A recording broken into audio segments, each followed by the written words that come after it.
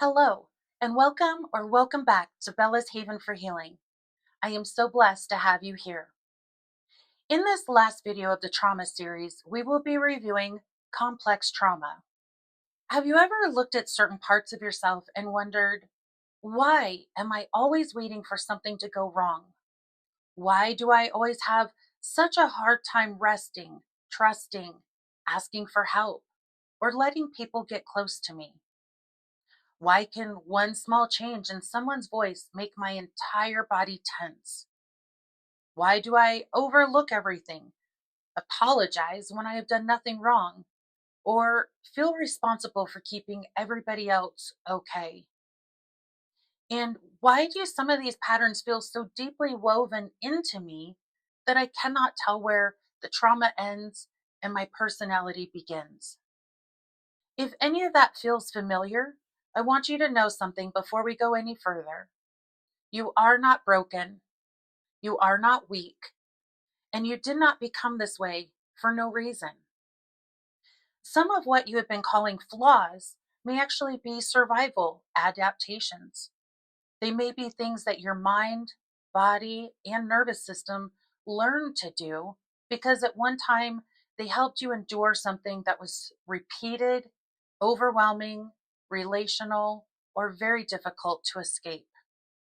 Today, we are talking about complex trauma. We are going to explore what it is, how it differs from other forms of trauma, what kinds of experiences can create it, how it can shape a developing brain and nervous system, how it can appear across all 6 sections of the trauma wheel, why survival adaptations are so mistaken for personality traits, and how complex trauma differs from complex post-traumatic stress disorder or CPTSD. This is a large and layered subject, so please give yourself permission to take this video in portions. Pause when you need to, come back when you feel ready. You do not have to absorb everything at once. This video is educational and is not a personal diagnosis. You may recognize yourself in some of what I share and not in other parts. Complex trauma does not look identical in everyone, and no single symptom automatically proves that trauma is its cause. My intention is not to place another label upon you. My intention is to help you look at yourself with more understanding, more context, and far less shame. So, take one comfortable breath with me if that feels good for your body. And let's begin with the foundation. Complex trauma is not simply a lot of trauma. It generally develops through traumatic experiences that are repeated, prolonged, layered, or interconnected, especially when the person cannot safely escape, protect themselves, or depend upon someone trustworthy for help. It is very often interpersonal, which means that the harm happens within relationships. And sometimes the person creating the fear, instability, neglect, betrayal, or abuse is also someone the individual depends upon for love, shelter, care, protection, attachment, or survival. And that contradiction really matters. A child may need to move toward a caregiver because that caregiver is their source of food, shelter, belonging, and connection, while their body is simultaneously telling them to move away because that same person is frightening, abusive, rejecting, unavailable, or unpredictable. An adult in a coercive or abusive relationship may also depend upon the person causing the harm for money, housing, transportation, healthcare, immigration status, access to children, or physical survival. In both cases, the nervous system is being asked to solve an impossible problem. How do I remain connected to, dependent upon, or trapped within the very relationship or environment from which I need protection?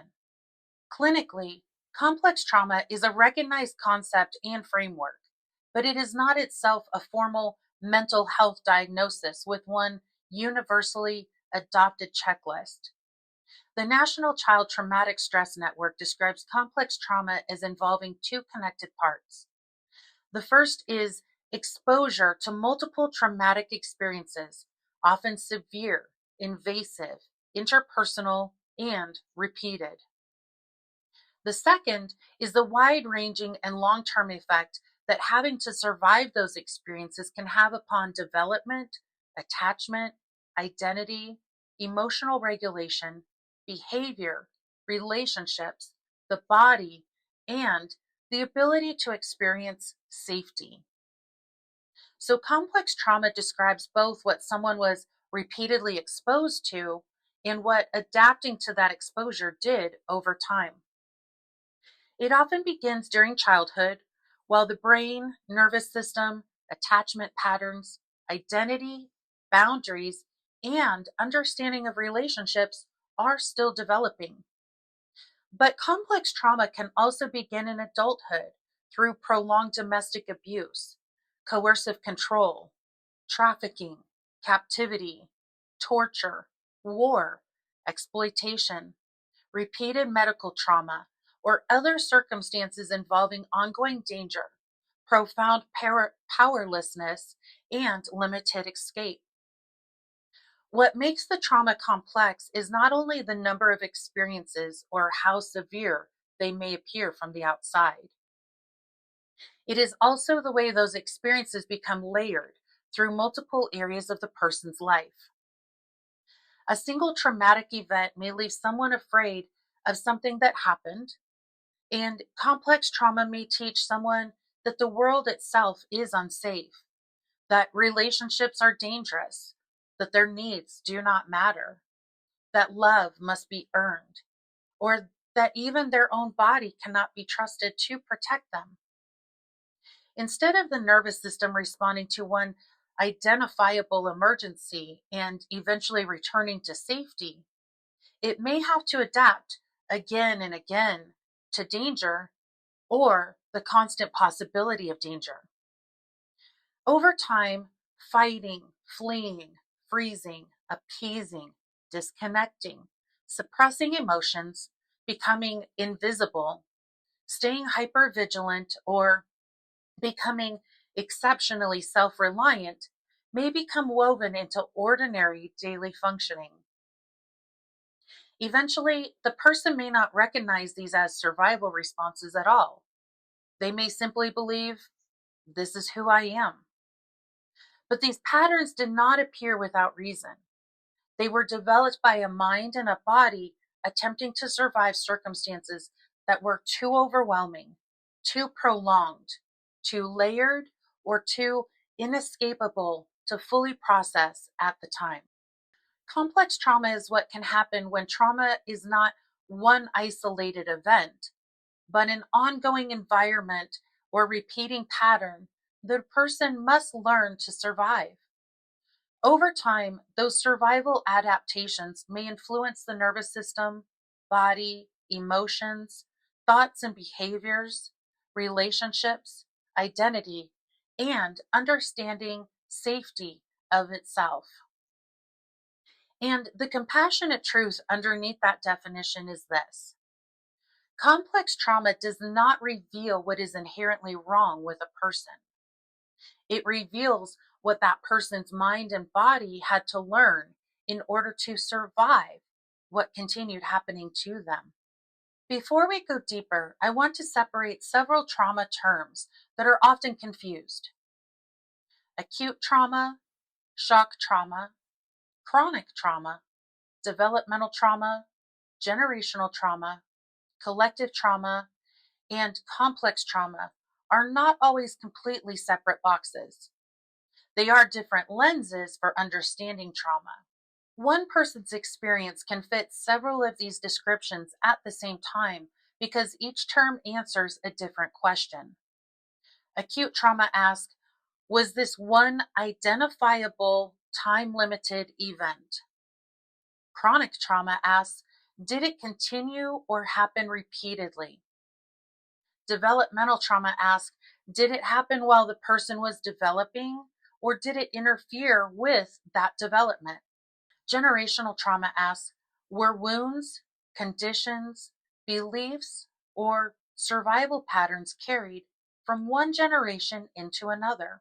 Collective trauma asks, was there an entire group, community, culture, country, or population affected? And complex trauma asks, did repeated, interconnected, or difficult to escape trauma create layered effects across the whole person? So let us look at each one a little bit more closely. Acute trauma generally comes from one identifiable event with a recognizable beginning and ending. That might include a car accident, an assault, a natural disaster, a medical emergency, a sudden traumatic loss, an animal attack, or witnessing a violent event. Calling it acute does not mean the event was minor or that its effects will be brief. One event can have profound and lasting consequences. The words acute trauma and shock trauma are often used interchangeably, and they are not two completely separate clinical categories. When we do draw a useful educational distinction, the word acute emphasizes the time pattern. It was one discrete, time-limited event. The phrase shock trauma emphasizes the sudden, overwhelming way that event was experienced by the mind and body. For example, a car accident may be called acute trauma because it was one event. It may also be called shock trauma because it happened suddenly and overwhelmed the person's ability to prepare, protect themselves, and understand what was happening or respond. Shock may appear as disbelief, confusion, numbness, shaking, disorientation, feeling frozen or detached, or having memories that seem unusually vivid in some places and missing in others. Acute trauma is also not the same thing as acute stress disorder. Acute trauma describes the event or exposure.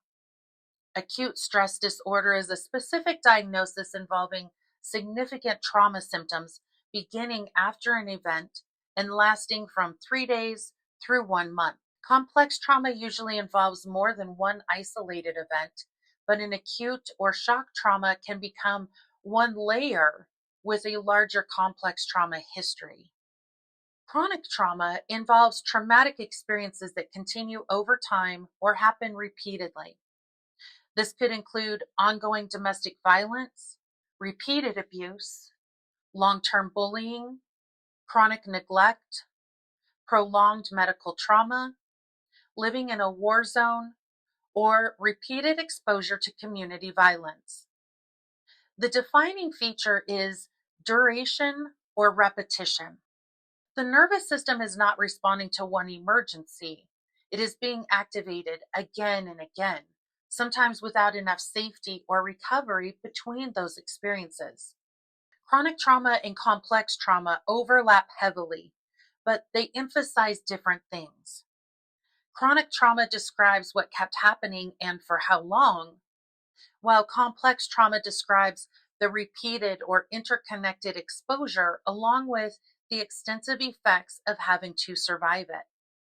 So, chronic trauma emphasizes the pattern of exposure, and complex trauma emphasizes the exposure and the layered impact. Developmental trauma occurs during childhood or adolescence, especially during sensitive developmental periods, and interferes with the development of the brain, nervous system, attachment, identity, emotional regulation, relationships, cognition, or sense of safety.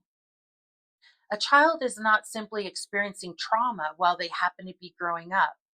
They are developing within the trauma. They may be learning to regulate emotions in an environment where nobody helps them regulate. They may be building an identity through the words of someone who repeatedly humiliates or devalues them. They may be learning what love means through inconsistency, control, fear, neglect, or betrayal. Developmental trauma focuses on when the trauma occurred and how it interrupted or shaped development. Complex trauma focuses on the layered exposure and its broad effects across the person's life. They often occur together, but complex trauma does not have to begin in childhood, and not every childhood traumatic event becomes complex trauma. Developmental trauma disorder has been proposed as a diagnosis, but it is not currently an official diagnosis in the DSM-5 TR. Generational or intergenerational trauma describes the ways traumatic wounds and survival patterns may travel from one generation into the next. A later generation may not have directly lived through the original event, but they grow up within what is left behind. That might include fear, hypervigilance, silence, scarcity beliefs, emotional suppression, controlling parenting, unprocessed grief, rage, secrecy, relationship patterns, or social and economic conditions created by the original trauma. Generational trauma explains how the wound traveled. Complex trauma explains how living within the resulting environment may have shaped the individual. A person can have complex trauma without it being generational. A person can also inherit generational wounds and then experience direct abuse, neglect, addiction, instability, or betrayal within that family system. In that case, generational trauma may help create the environment in which developmental and complex trauma occur. Collective trauma occurs when a traumatic event or prolonged set of circumstances affects an entire group of people rather than only one individual. The group may be connected through geography, culture, race, ethnicity, religion, nationality, shared identity, community, or a common historical experience. Examples include war, genocide, terrorism, pandemics, mass shootings, natural disasters, forced displacement, economic collapse, slavery, colonization, and systemic oppression. Collective trauma can affect shared safety, cultural identity, institutions, community trust, traditions, and the story a group tells about its past and future. Collective trauma describes the scale of impact. Complex trauma describes the nature of an individual's exposure and its multi-dimensional effects. Not every person affected by a collective event will develop complex trauma. People may share the same historic event, but have very different levels of exposure, protection, loss, support, and lasting effects. However, someone who lives through prolonged war, repeated violence, displacement, hunger, family separation, and continuing instability may experience both collective trauma and personal complex trauma. Collective trauma asks, what happened to us? Complex trauma often reaches into, what did repeatedly surviving it teach my mind and body about me, other people, relationships, and the world? The simplest way to remember these distinctions is this. Acute or shock trauma generally involves one-time, limited, overwhelming event. Chronic trauma continues or repeatedly happens. Developmental trauma interferes with childhood or adolescent development. Generational trauma carries effects through family generations. Collective trauma is shared across a group, culture, community, or population. And complex trauma describes repeated or interconnected trauma that creates layered effects across the whole person. These terms do not compete with one another. They reveal different dimensions of the same larger trauma story. Complex trauma may develop through many different circumstances, but those circumstances often share certain qualities. The harm is repeated, prolonged, layered, relational, difficult to escape, or followed by too little safety and support. It becomes especially complex when the person depends upon or is controlled by the same individual or environment causing the harm. Complex trauma often begins within the caregiving system. This may include repeated physical abuse, sexual abuse or exploitation, emotional and psychological abuse, or chronic neglect of physical and emotional needs. It may involve repeated humiliation, criticism, rejection, degradation, threats, intimidation, or deliberate fear. It may come from a caregiver who is loving at times and dangerous at others. A child being punished for expressing feelings or asking for help. Being forced to keep family secrets. Being blamed for the abuse. Or having affection, food, shelter, attention, and safety used as methods of control. It may involve living with a narcissistic, manipulative, controlling, emotionally unavailable, or intensely unpredictable caregiver. The child may be unable to escape because they depend upon that person for attachment and survival. The person they naturally turn toward for safety may also be the person they are needing protection from. Sometimes complex trauma comes from repeatedly being harmed. Sometimes it comes from repeatedly not being protected. And very often, it comes from both. What did not happen can be formative as what did. No protection, no comfort, no belief, no rescue, no accountability, and no safe adult helping the child understand that what happened was not their fault. Complex trauma does not require one clearly identifiable abuser. It can develop when a child must continually adapt to a chaotic, unsafe, or unpredictable environment. This may include living around domestic violence, addiction, overdoses, intoxication, screaming, threats, destruction of property, frequent abandonment, housing instability, hunger, unsafe adults, untreated conditions that create frightening instability, or having no dependable routines or emotional support. The child may become responsible for monitoring everybody's moods to protect and predict what will happen next. The trauma is not only one incident, it is never knowing when the next incident will happen and never being able to fully stand down from survival mode.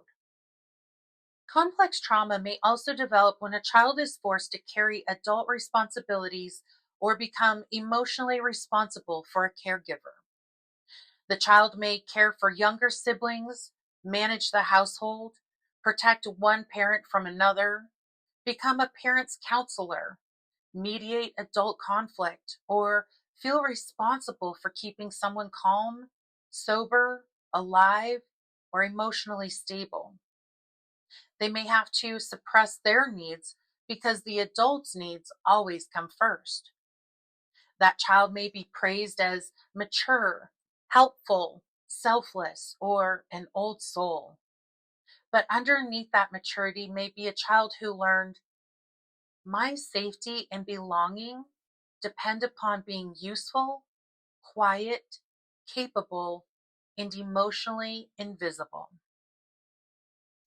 Repeated disruptions in safe, stable attachment may also contribute to complex trauma. This can include abandonment, rejection, removal from the home, multiple foster placements, institutional care, repeated caregiver changes, separation caused by incarceration, deportation, migration, illness, or death, being returned to an unsafe caregiver, or being used as leverage within custody conflict. One separation does not automatically create complex trauma. The risk grows when separation is repeated, frightening, unexplained, combined with other trauma, or occurs without a stable and trustworthy adult helping the child return to safety. Repeated interpersonal harm outside the home can also become complex.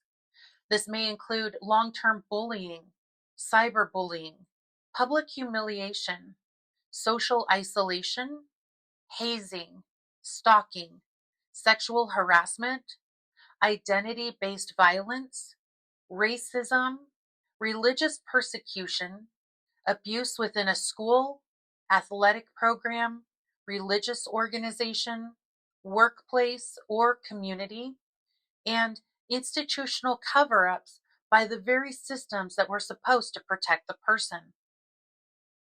When someone cannot safely leave the school, workplace, community, religious system, or social environment, the harm may become entrapping and all-encompassing. Complex trauma can begin in adulthood. It may develop through ongoing domestic violence, narcissistic or psychological abuse, coercive control, sexual violence within a relationship, financial abuse, reproductive coercion, gaslighting, stalking, isolation, repeated threats, or having access to communication, sleep, food, medication, money, transportation, or bodily autonomy controlled.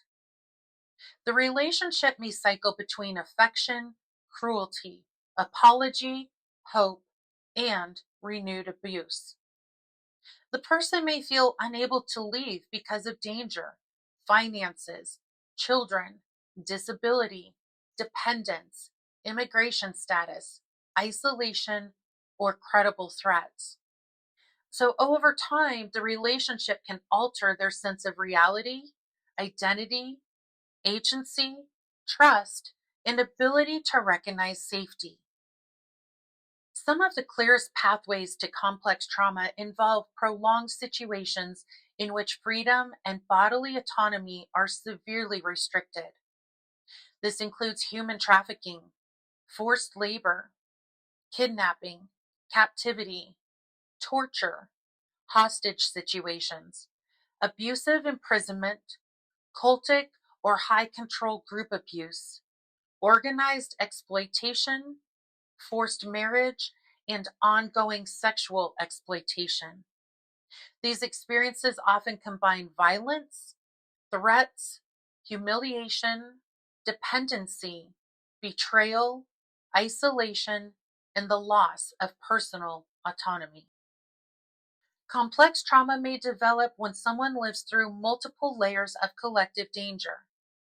This may involve prolonged war, repeated attacks, genocide, political persecution, forced displacement, refugee experiences, family separation during migration, living in a violent neighborhood, repeated shootings, or the loss of home, community, livelihood, culture, and loved ones. The event affects the population collectively, while the individual also endures repeated personal loss, danger, uncertainty, hunger, and separation. Medical experiences can also become complex when they are invasive, painful, frightening, recurring, or accompanied by powerlessness and loss of bodily autonomy. This may include multiple serious illnesses, repeated surgeries and hospitalizations, painful procedures without adequate explanation or support, restraint, childhood separation from caregivers during treatment, long stays in intensive care, medical neglect or dismissal, repeated reproductive or birth trauma, chronic pain, or several life-threatening diagnoses over time. One medical emergency may be an acute or shock trauma. A prolonged series of diagnoses, procedures, dismissals, bodily threats, and periods of helplessness can become layered into complex trauma. Sometimes complex trauma does not arise from one continuous situation. It develops through an accumulation of traumatic experiences without enough safety or recovery between them. This may include multiple sudden deaths, repeated assaults, serious accidents, successive medical emergencies, repeated natural disasters, losing a home, relationship, livelihood, and support system in a close succession, or moving from one unsafe environment into another. Each experience may appear separate when viewed alone, but together they may create a life in which the nervous system rarely receives convincing evidence that the danger is truly over. Complex trauma becomes more likely when several conditions are present. The experience happened repeatedly or continued for a long time. The person could not safely escape. There was a major power imbalance. The harm came from someone they depended upon. They were isolated or prevented from seeking help. Nobody intervened, believed them, or protected them. Their reality was denied, minimized, blamed upon them, or concealed. Abuse alternated with affection, promises, or apparent safety. Multiple forms of trauma occurred together. There was no consistently safe place or person to return to. The individual had to adapt their behavior, body, needs, emotions, or identity in order to survive. And there was little opportunity to recover before the next experience occurred. Not everyone who lives through one of these circumstances will develop identical effects. Age, duration, developmental stage, relation to the person causing harm, ability to escape, available protection, personal meaning, and support afterward all matter. But the common thread is this: the person was not adapting to one frightening moment. They were adapting to an entire relationship, environment, or repeating pattern of danger. Now let's talk about what happens when these experiences occur while the brain and nervous system are still developing. The heart of this section is simple. A developing brain does not merely remember the environment it grows up in. It organizes itself around that environment. A child is still learning what is safe and what is dangerous, whether adults can be trusted, how to calm after becoming upset, how to interpret bodily sensations, how to manage emotions and impulses, and whether it is safe to play, explore, make mistakes, speak, express emotions, and have needs. When a child receives consistent, responsive care, their stress response activates when needed and then settles with the help of a trusted adult.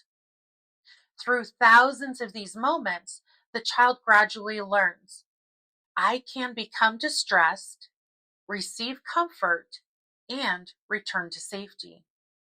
That is co-regulation. Over time, repeated co-regulation helps develop the capacity for self-regulation. But when a child repeatedly experiences abuse, neglect, betrayal, chaos, or fear, especially without a reliable adult helping them to return to safety, the developing system may organize itself around survival rather than exploration, creativity, connection, and growth. During threat, the brain and the body activate protective stress systems. The heart rate may increase, breathing may change, muscles may tense, stress hormones are released, attention narrows, the body prepares to fight, flee, freeze, appease, collapse, or disconnect. That response is not bad, it is protective and necessary. The difficulty arises, though, when danger is repeated, unpredictable, or never fully resolves.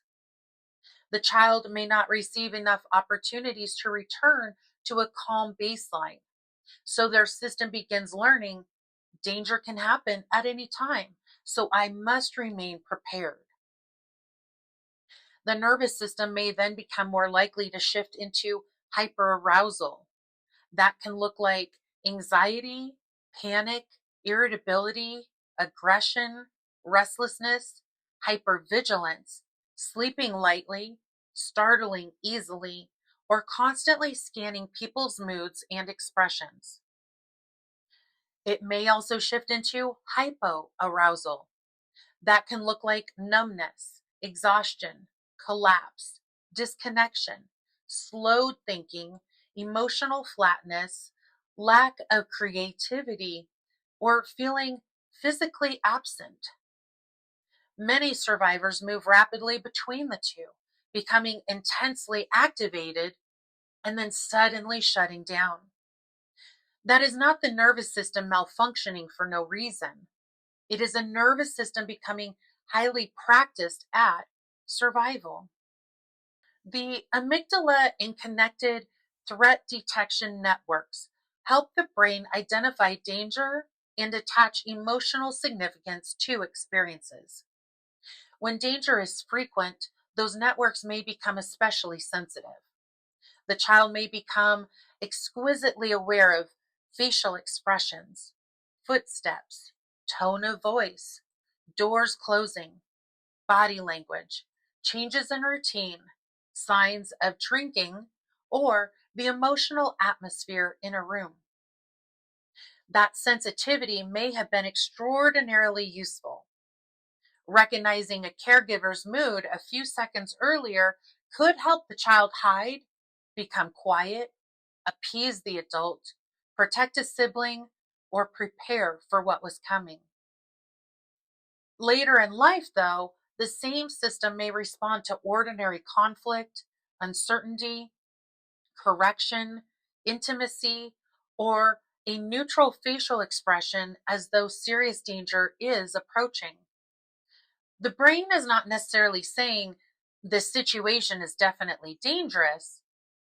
It may be saying this resembles something that once became dangerous and I cannot afford to wait until I am certain. The prefrontal cortex and connected networks support planning, decision making, attention, impulse control, flexible thinking, organizing, putting feelings into words, and evaluating whether something is dangerous now. When the survival system detects threat, attention and energy are redirected toward immediate protection.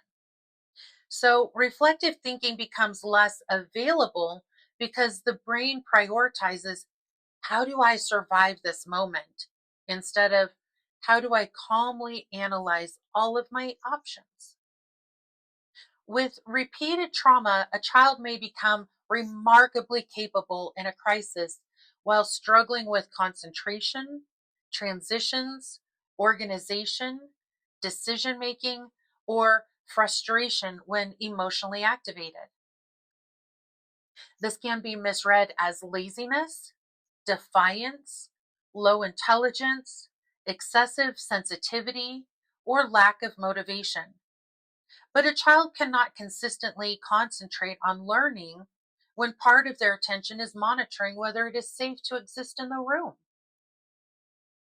The hippocampus and connected brain networks help organize experiences into memories with context. What happened, where it happened, when it happened, and whether it is occurring now or belongs in the past. During overwhelming trauma, memory may not always be stored or recalled as one smooth chronological story. Parts of the experience may remain connected to images, sounds, smells, physical sensations, emotions, movement, fragments of conversation, environments, or times of year. That helps explain why someone may intellectually know that the trauma is over, while a trigger makes their body feel as though it has returned in the now. A smell, voice, touch, facial expression, or sensation may activate survival before the thinking mind understands why. The person is not choosing to overreact. The body may just be responding to a danger association before conscious reasoning has caught up. Children are not born knowing how to calm their nervous systems alone. They first experience regulation through safe, responsive adults. If a caregiver ignores, ridicules, punishes, frightens, abandons, or overwhelms the child, or if the caregiver is the source of danger, the child may not receive enough co-regulation to develop reliable self-regulation. They may instead learn to regulate through emotional suppression, dissociation, invisibility, control, people-pleasing, constant activity, isolation, food and substances, self-harm, perfectionism, or refusing to depend upon anyone. Those behaviors are attempts to manage internal states that the child was never safely taught how to manage. When the person a child needs for comfort is also frightening, the attachment system says, move toward this person, I need them to survive, while the threat system says, move away, this person may hurt me. Because the child usually cannot leave, they must find a way to stay connected while protecting themselves. Later, this may appear as wanting intimacy while fearing it, clinging and then withdrawing, distrusting kindness, expecting affection to be followed by harm, or feeling safest alone while desperately wanting connection. The developing brain may learn that love and danger belong together. The developing brain strengthens neural pathways through repeated experience. If a child repeatedly experiences safety, play, comfort, encouragement, healthy boundaries, and repair, those pathways receive practice. If the child repeatedly has to scan for danger, suppress feelings, anticipate rage, become invisible, appease an adult, disconnect from the body, protect other people, or prepare for abandonment, those pathways receive far more practice. The child does not consciously choose this. The brain becomes efficient at doing what the environment repeatedly requires. What is practice for survival may eventually become automatic even after the original danger is gone. The nervous system does not end at the neck. Repeated activation of stress response systems can influence sleep, digestion, heart rate, blood pressure, muscle tension, pain sensitivity, immune and inflammatory processes, hormonal regulation, appetite, energy, and the ability to recognize internal bodily needs. This is one reason complex trauma may appear through headaches, stomach problems, chronic tension, fatigue, pain, sleep disruption, or difficulty recognizing hunger, fullness, exhaustion, and other bodily signals. These symptoms may also have medical causes, so they should never automatically be attributed to trauma. But the connection between mind, nervous system, and body is real. Complex trauma is not only about what was done to a child, it may also involve what the developing brain did not receive: comfort, protection, emotional attunement, safe touch, appropriate stimulation, predictable routines, help naming emotions, encouragement to explore, healthy boundaries, and repair after conflict. A child's brain needs both protection from harmful experiences and access to healthy developmental experiences. Abuse may repeatedly activate survival systems, while neglect may leave emotional, relational, language, and regulatory pathways without the experiences they needed. We must be careful not to say that every traumatized child develops the same brain changes, or that trauma permanently damages every brain in one predictable way. Brain studies describe patterns across groups. They cannot tell us exactly what happened within every individual. Outcomes are influenced by age, developmental stage, duration, individual sensitivity, whether anyone believed or protected the child, whether even one reliably safe relationship existed, and what support became available later. Most importantly, the brain remains capable of change. Through neuroplasticity, repeated experiences of safety, regulation, healthy attachment, bodily autonomy, boundaries, compassionate support, and successful repair can strengthen new pathways. Healing is not simply convincing the thinking mind that the danger has ended. It is helping the brain and the body experience enough consistent evidence of safety that they are no longer having to organize every moment around survival. Complex trauma may repeatedly teach the developing brain that danger is more dependable than safety, but that is an adaptation, not a permanent sentence. This brings us to the trauma wheel. I created this wheel to show that trauma is not confined to thoughts or emotions. It can appear across the physical and somatic, emotional and psychological, cognitive and mental, behavioral, relational, and spiritual or existential parts of a person's life. These are possible expressions, not a diagnostic checklist.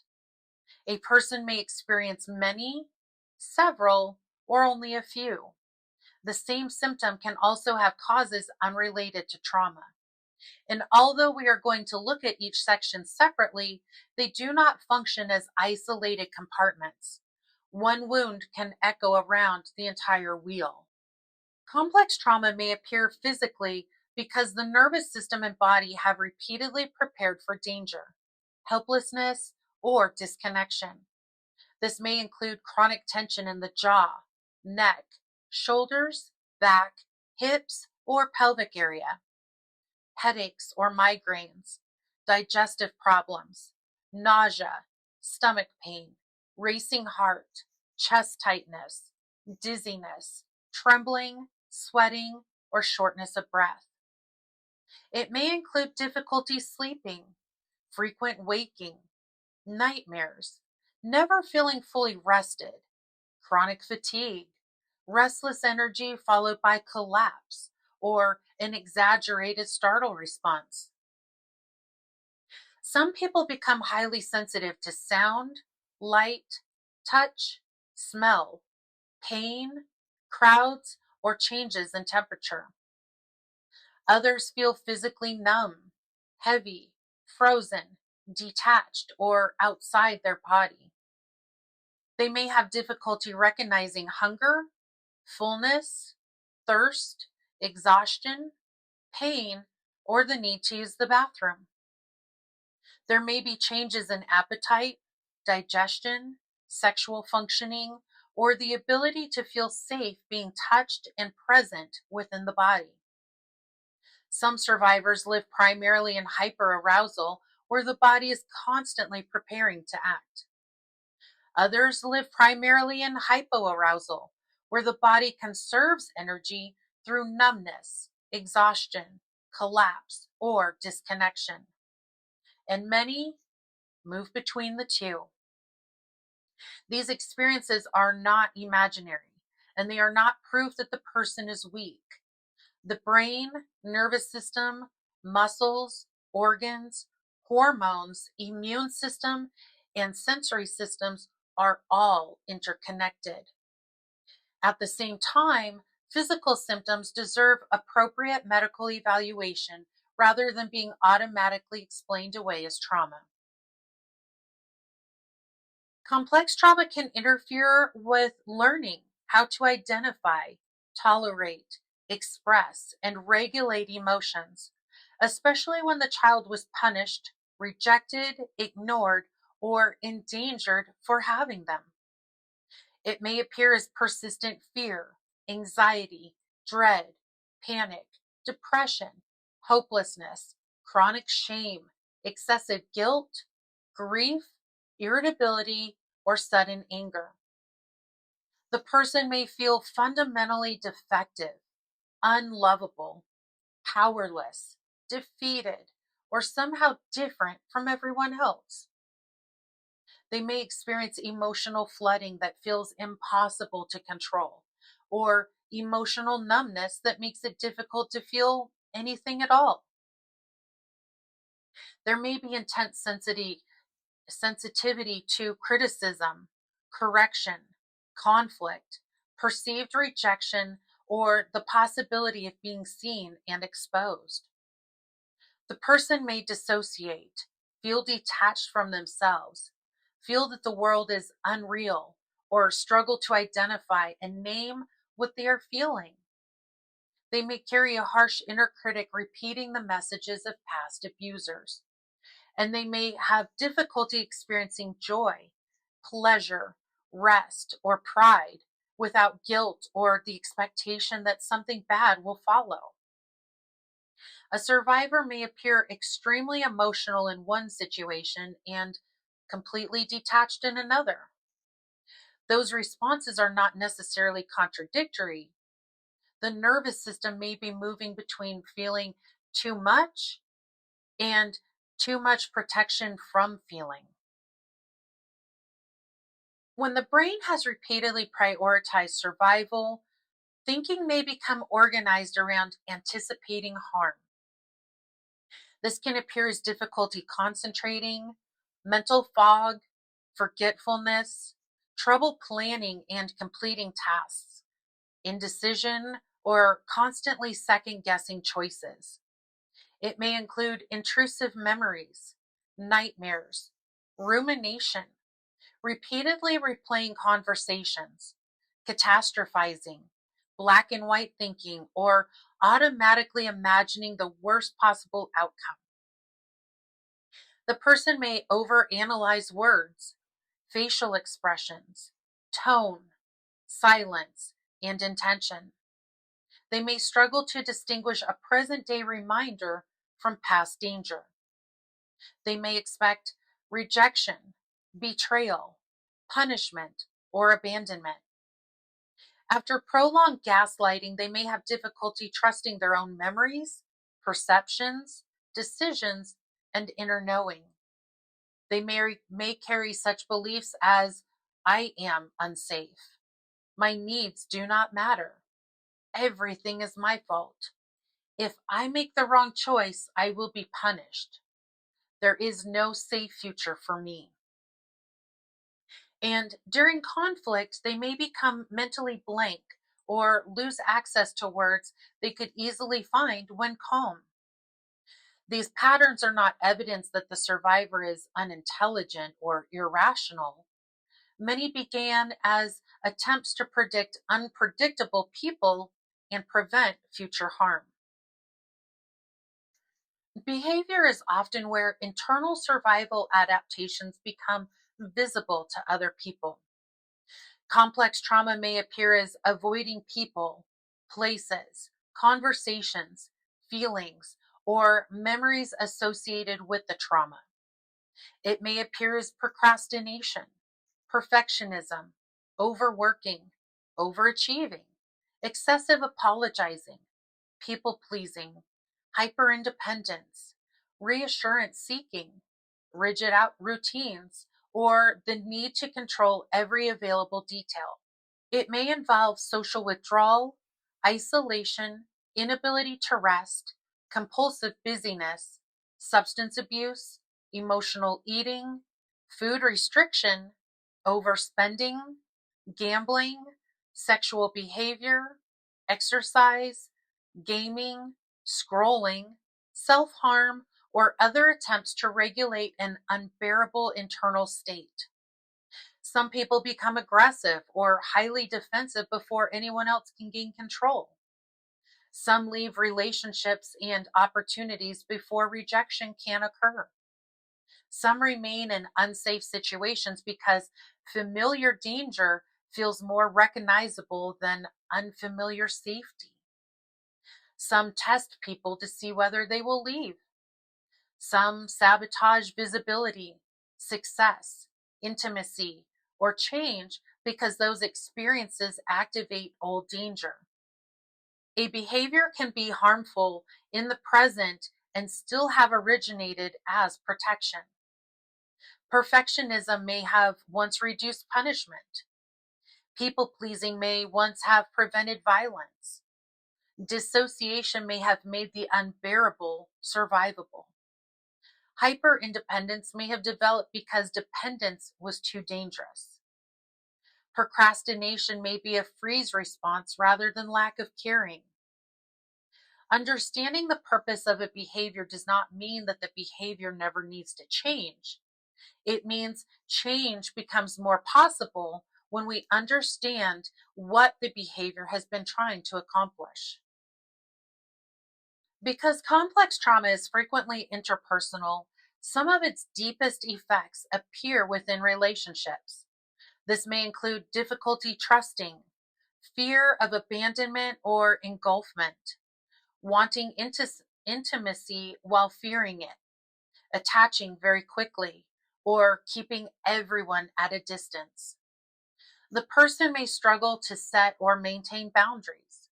They may feel responsible for everybody else's emotions, suppress their needs to preserve connection, or become the caretaker, fixer, rescuer, mediator, or emotional regulator.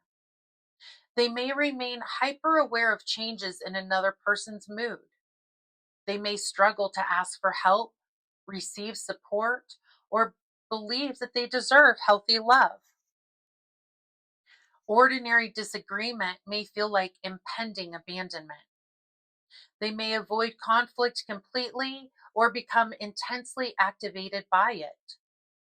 They may mistake jealousy, control, unpredictability, or emotional intensity for love. They may feel suspicious when someone is consistently kind. They may tolerate relationships that repeat familiar dynamics, stay too long in harmful situations, or leave healthy relationships because calmness feels unfamiliar. One of the most painful relational effects is this. The nervous system may confuse what is familiar with what is safe.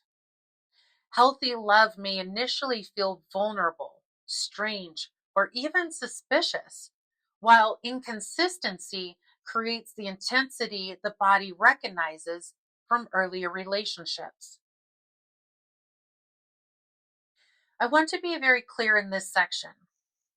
A person's spirituality, intuition, metaphysical experiences, beliefs, connection with spirit, or relationship with the divine are not themselves symptoms.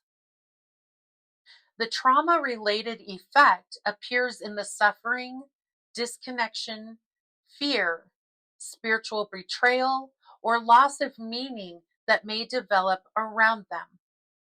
Complex trauma may leave someone feeling abandoned, rejected, or punished by God, Source, Spirit, or the universe.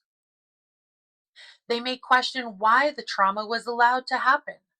They may lose faith, hope, purpose, or connection with their soul, higher self, intuition, humanity, nature, or life itself.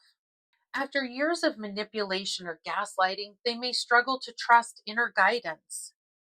They may feel spiritually unworthy, contaminated, cursed, beyond redemption, or afraid that suffering proves that they are inherently bad. They may experience existential dread or feel that they do not belong in this world. Religious or spiritual abuse may teach them to fear punishment, damnation, karma, divine retaliation, or spiritual authority. Teachings may have been used to excuse abuse, demand obedience, enforce silence, require premature forgiveness, or tell them to rise above pain before their grief and anger were ever witnessed. They may struggle to surrender or receive because letting go of control once meant becoming vulnerable to danger. They may wonder, who am I underneath what happened to me? Why am I here? Can I trust life? Am I still connected to something greater than what harmed me? Spirituality can also become a profound source of healing, meaning, connection, discernment, and reclamation. The goal is not to use spirituality to bypass human pain. It is to allow spiritual connection and trauma healing to support one another. These categories are not separate compartments. Imagine that someone receives a brief message saying, "Can we talk?" Physically, their heart may race, their stomach may drop, and their body may tense. Emotionally, fear, dread, or shame may rise. Cognitively, the mind may decide, "I did something wrong. I'm about to be rejected." Behaviorally, they may avoid replying, repeatedly check the message, or send a long explanation before they even know what the conversation is about. Relationally, they may assume the entire relationship is in danger. Spiritually or existentially, they may feel punished, abandoned, or unable to trust their own guidance. To an outside observer, they may look like an overreaction to three harmless words. But the person's nervous system may be responding to years in which similar words preceded accusation, humiliation, punishment, abandonment, or violence. That is why treating only one section of the wheel can leave important parts of trauma untouched. The mind may understand that the danger is over while the body remains braced for it. A behavior may change while the shame beneath it remains. A person may leave an abusive relationship while still believing they are undeserving of healthy love. Complex trauma can appear across the whole person, but the survivor is not a collection of symptoms. The wheel shows how one wound can echo through many areas of life, and therefore how healing in one area may begin creating movement throughout the whole person. This brings us to one of the most validating parts of understanding complex trauma. Many survivors have been told, "That is just how you are." So they may describe themselves by saying, "I'm just a perfectionist. I have always been independent. I am the responsible one. I'm too sensitive. I don't need anybody. I'm bad at relationships. I'm lazy. I'm the funny one. I am naturally suspicious." But beneath the apparent personality trait may be a nervous system saying, "This way of being helped me to survive." The same characteristic can be authentic personality trait, a trauma adaptation, or a combination of both. A personality trait generally has some flexibility. A person can use it when it serves them and set it down when it does not. A survival adaptation often feels compulsory. It activates automatically. It identifies around perceived danger. Not performing it creates fear, guilt, shame, or vulnerability. It continues even when it causes exhaustion or harm, and the person may not know who they would be without it. So, the most useful question is not always, is this my personality or is this my trauma? A more revealing question may be, do I have a choice? Or does some part of me believe I must behave this way to remain safe, accepted, useful, loved, or in control? Hyperindependence may be admired as capability and self-sufficiency, but underneath it may be the lesson: depending upon people is dangerous. The person may refuse assistance even while overwhelmed, feel indebted when someone helps, hide illness or pain, solve everyone else's problems alone, or leave relationships when they begin requiring vulnerability. Their capability is real, and the adaptation lies in believing they are not permitted to need anyone.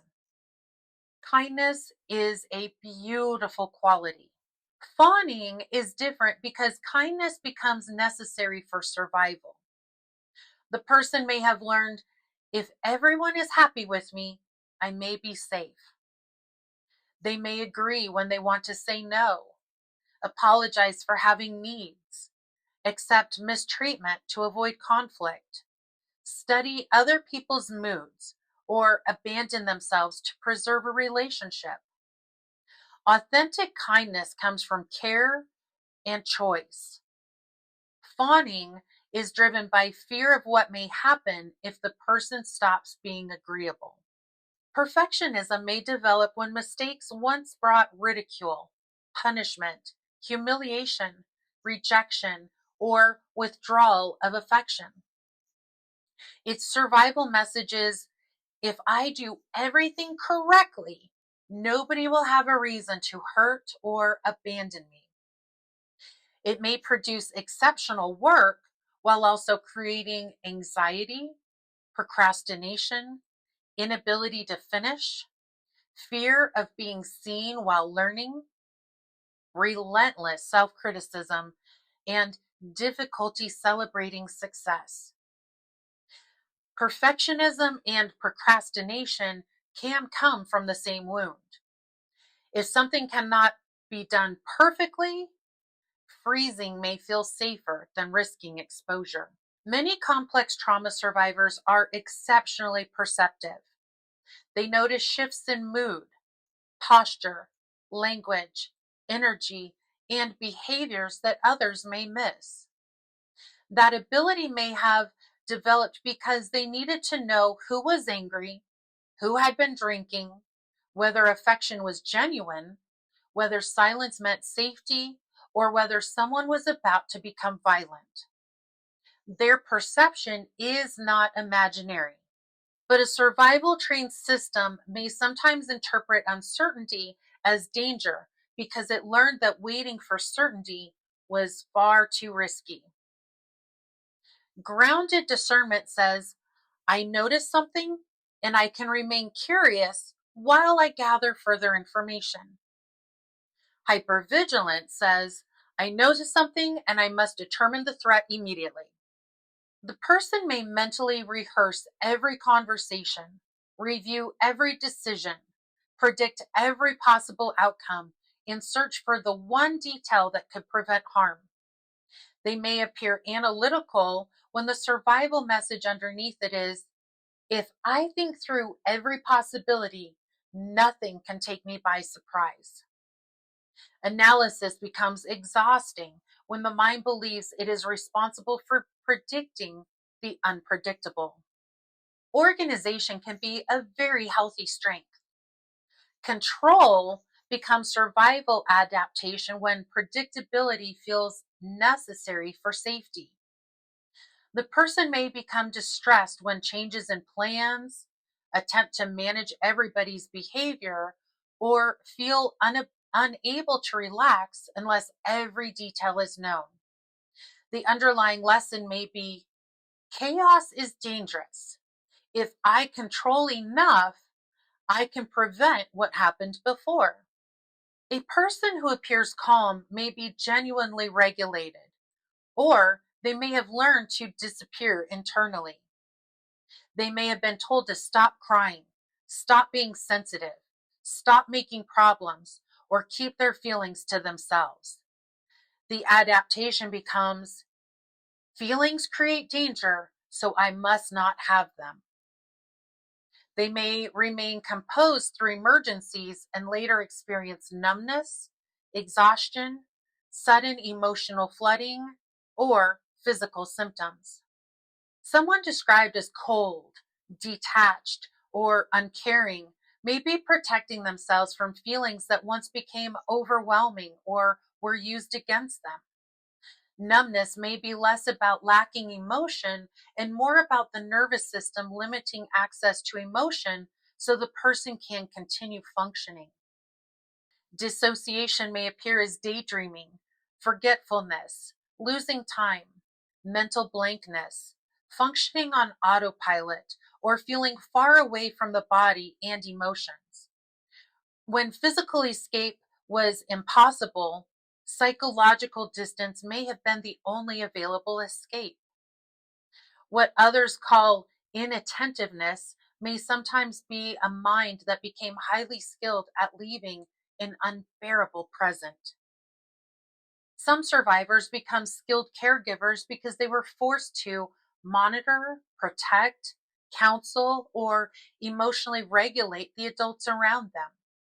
They may be called nurturing, selfless, empathic, mature, dependable, or the family's rock. Those strengths may be authentic, but the original lesson may have been my needs must wait. My value comes from what I do for other people. They may feel secure when somebody needs them and deeply uncomfortable when care flows towards them. A child praised for being mature may have been suppressing ordinary developmental needs because there was no room for them. They may have assumed adult responsibilities, managed crises, cared for siblings, or learned not to ask for comfort. What looked like exceptional maturity may also have been parentification. Avoiding unnecessary conflict can be healthy. Trauma-based conflict avoidance is different because the nervous system treats disagreement as a threat to safety or belonging. The person may remain silent about harmful behavior, agree to things that they do not want, shut down when a voice changes, or withdraw rather than communicate. They are not necessarily afraid of the topic, but their body may be anticipating what conflict used to become. Some survivors learned that vulnerability invited attack, while anger created distance or protection. They may argue, interrupt, reject feedback, become controlling, or attack before anyone else can gain power. Beneath the fight response may be, I will never be powerless again. Understanding the protective origin does not excuse harm done to other people. It reveals what must be addressed for the behavior to change. Achievement may become a method of securing safety, approval, identity, or worth.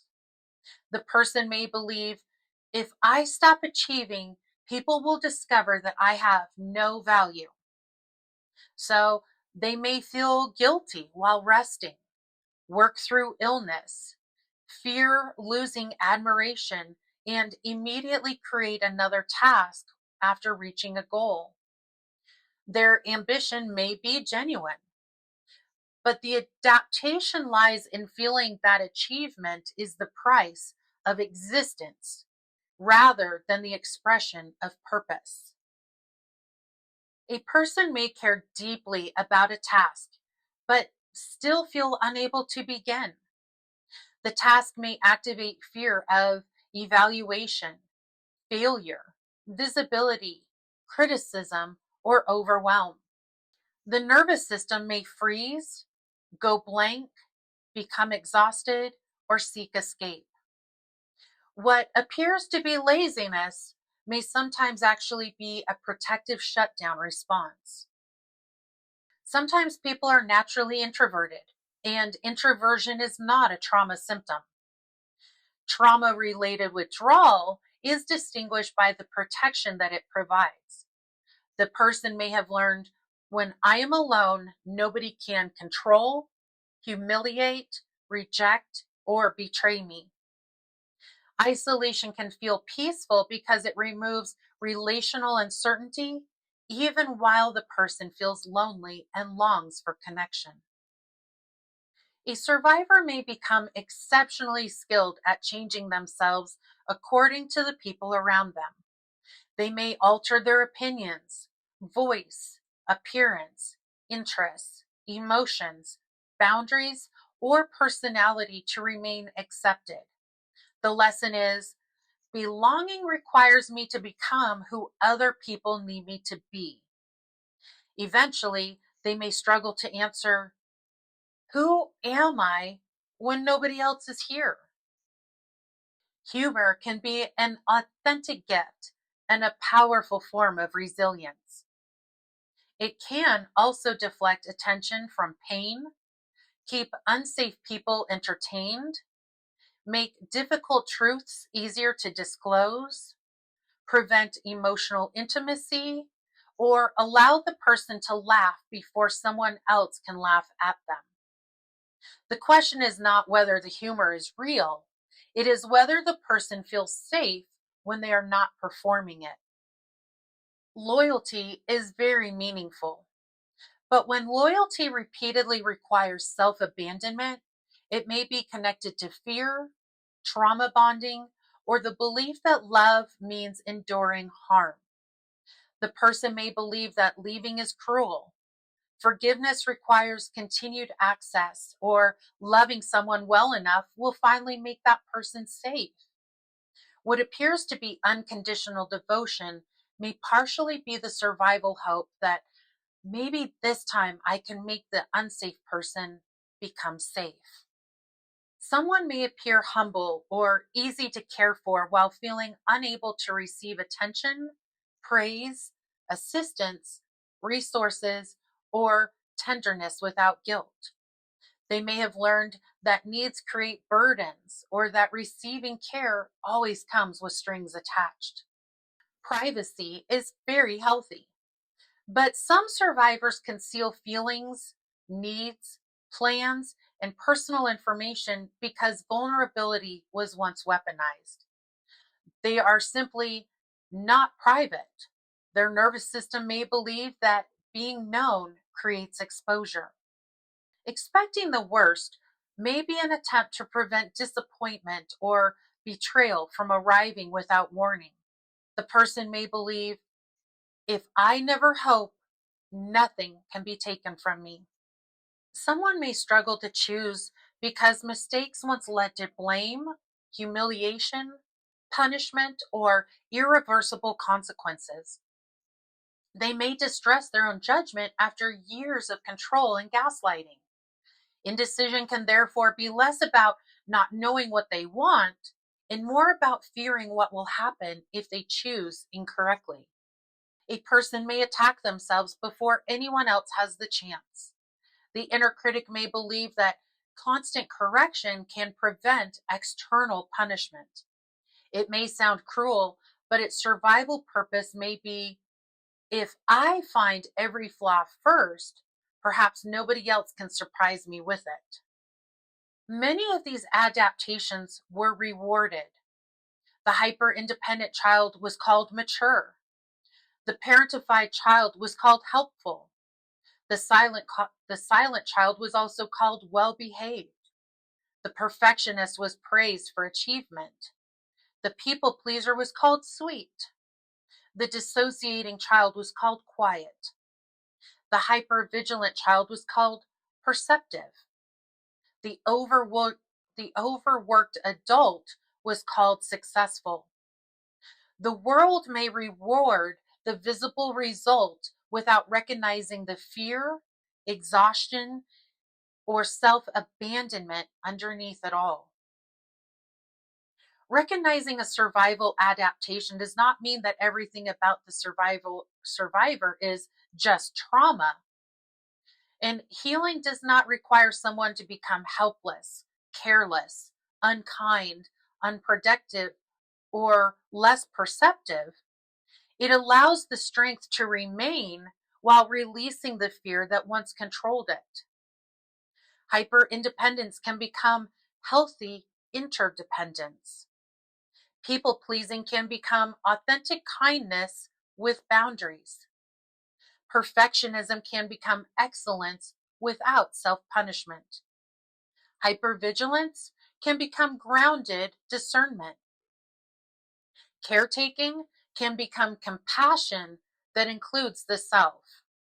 Control can become organization with flexibility. Humor can remain joyful without having to conceal pain. Productivity can express purpose without determining worth. And strength can include receiving support. The goal is not to strip away the personality the survivor created. It is to restore choice. Now that we understand complex trauma and its possible side effects, we need to distinguish it from complex post-traumatic stress disorder, or CPTSD.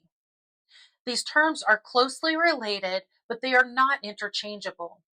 The simplest distinction is this: complex trauma describes the traumatic experiences and their broad effects. CPTSD describes a particular diagnosable pattern of symptoms that may develop afterward. Complex trauma is recognized as a clinical concept and framework. It describes exposure to repeated, prolonged, layered, or interconnected traumatic experiences and the wide-ranging ways those experiences may shape a person's development and functioning. It does not have one universal required symptom checklist. CPTSD is a formal diagnosis within the World Health Organization's ICD-11, the International Classification of Diseases. To meet the ICD-11 definition of CPTSD, a person must experience the three core components of PTSD along with three additional areas called disturbances in self-organization. The symptoms must also cause significant difficulty or impairment in relationships, work, education, family life, or another important area functioning. The first is re-experiencing the trauma in the present. This means more than remembering something that happened. The experience may return with a sense that it is happening again now through flashbacks, vivid intrusive memories, trauma-related nightmares, or intense emotional and physical reactions carrying a present tense quality. The person may intellectually know that the event is over, while their mind and body respond as though the danger is in the current present and has returned. The second component is avoidance. The person attempts to avoid thoughts, feelings, memories, people, places, activities, conversations, or situations associated with the trauma. Avoidance may be deliberate, or it may become so automatic that the person no longer realizes how much of life has been organized around preventing activation. The third component is a persistent sense of current threat. The nervous system continues anticipating danger through hypervigilance, exaggerated startle, constant scanning, inability to relax, or feeling physically prepared to react. Under the ICD-11 framework, if these core PTSD components are not present, the person would not meet the criteria for CPTSD, even if they have a significant history of prolonged and complex trauma. In addition to the PTSD components, CPTSD includes persistent difficulty in three more areas. The first is emotional regulation. This may involve intense emotional flooding, difficulty calming, sudden anger, extreme sensitivity to triggers, prolonged reactions, emotional numbness, shutdown, or moving between hyperarousal and collapse. The second is a deeply negative self-concept. The person may persistently experience themselves as worthless, damaged, defeated, unlovable, diminished, or permanently marked by what happened. This may include chronic shame, guilt, self-disgust, or the belief that something is fundamentally wrong with them. The third is persistent relational difficulty. This may involve difficulty trusting, feeling close, sustaining safe relationships, or experiencing connection without fear of betrayal, abandonment, or harm. Some people avoid closeness. Others deeply desire it while simultaneously fearing it. So, in simple terms, CPTSD includes the core PTSD pattern, re-experiencing, avoidance, and a persistent sense of current threat, plus enduring difficulties with emotional regulation, self-concept, and relationships. CPTSD is not just PTSD that feels particularly intense. It is not another name for childhood trauma. It is not determined only by how many traumatic events occurred. It is not proof that one person's trauma was worse than someone else's. A person can experience extremely severe PTSD following one event without meeting the additional CPTSD requirements. And someone can have a substantial complex trauma history without currently meeting the PTSD requirements necessary for CPTSD. CPTSD describes a particular configuration of symptoms, not a ranking of whose suffering was most serious. Yes, someone may have endured years of abuse, neglect, instability, or betrayal and experience chronic pain, dissociation, depression, perfectionism, hyperindependence, attachment difficulties, spiritual disconnection, or trouble recognizing their own needs. But if they do not currently experience the required PTSD pattern of re-experiencing, avoidance, and a persistent sense of present threat, they may not meet the ICD-11 definition of CPTSD. Their complex trauma history is still real. Their adaptations are still meaningful, and they do not need a diagnosis to prove that what happened mattered or that they deserve support. Not technically. The ICD-11 does not require a particular number or type of traumatic experiences. CPTSD is strongly associated with prolonged, repeated, interpersonal, and difficult to escape trauma, but those circumstances are risk factors rather than absolute diagnostic requirements. The history alone does not establish the diagnosis. A qualified professional evaluates the person's current symptom pattern and impairment. Two major diagnostic systems are used internationally.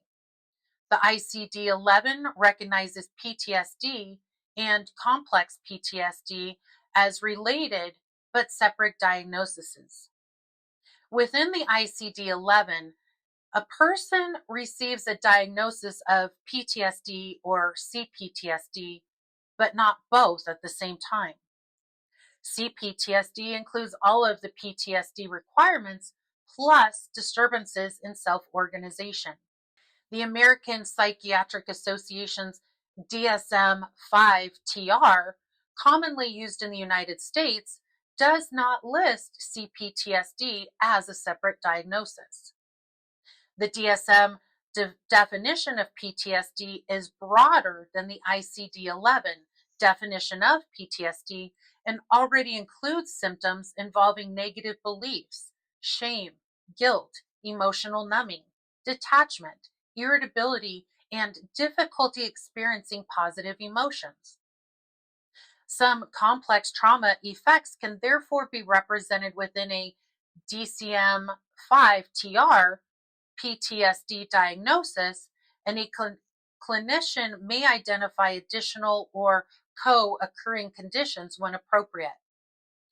This does not mean that American clinicians universally deny the reality of CPTSD or complex trauma. It means the two diagnostic manuals choose different ways to organize trauma-related symptoms. Your lived experience can be much broader than any diagnosis. CPTSD criteria directly include trauma re-experiencing, avoidance, current threat, emotional dysregulation, negative self-concept, and relational difficulties. But the full range of physical and somatic effects, behavioral adaptations, identity changes, spiritual wounds, existential questions, creativity, strengths, and meaning making represented within the trauma wheel are not all explicit diagnostic requirements. A diagnosis captures a defined symptom pattern. It cannot capture every way trauma may live within a human being. Complex trauma tells us something important about what a person had to survive and how it shaped them. CPTSD tells us whether their current symptoms meet one particular clinical definition. Neither receiving a diagnosis nor receiving one determines whether the trauma was real, serious, or worthy of healing. If you have recognized yourself throughout this video, you may be holding many different emotions right now. There may be relief in finally having language for experiences you can never quite explain. There may be grief for all the years you blamed yourself. There may be anger about what happened, sadness for what you did not receive, or uncertainty about where you go from here. Whatever is present, please be gentle with yourself. You do not have to solve your entire history today. And you do not have to uncover every memory, understand every adaptation, or force yourself into forgiveness in order for healing to begin. Complex trauma is not evidence that you are permanently damaged. It is evidence that your mind, body, and nervous system adapted to circumstances that required far too much of you for far too long. The hypervigilance was trying to detect danger. The perfectionism was trying to prevent punishment or rejection. The people-pleasing was trying to preserve safety and connection. The numbness was trying to limit overwhelm. The hyper-independence was trying to make sure you were never helpless again. The parts of you that learned to fight, flee, freeze, appease, disappear, control, achieve, entertain, or caretake were not attempting to ruin your life. They were attempting to keep you in it. And understanding that does not mean every adaptation must remain in control forever. It means that we can approach change without attacking the very parts that protected us. Recognizing complex trauma is not about discovering everything that is wrong with you.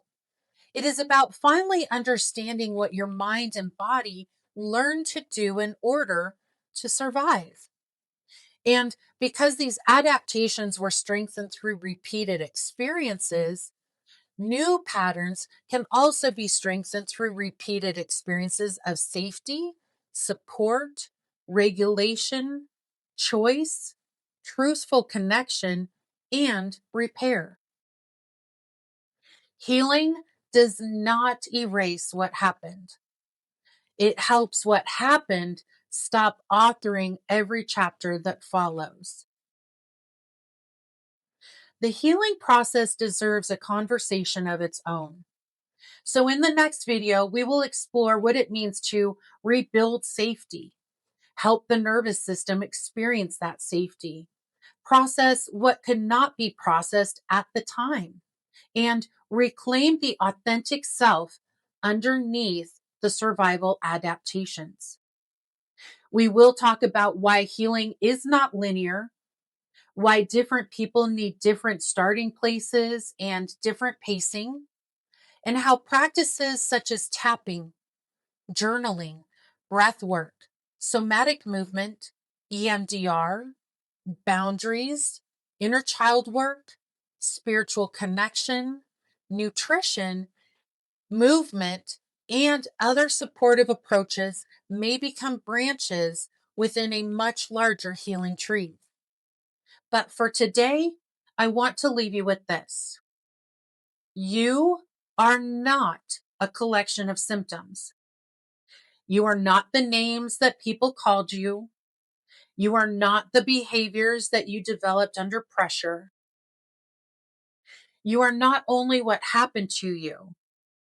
There is a self underneath the adaptations, a self with preferences, boundaries, creativity, intuition, purpose, tenderness, strength, discernment, and a voice.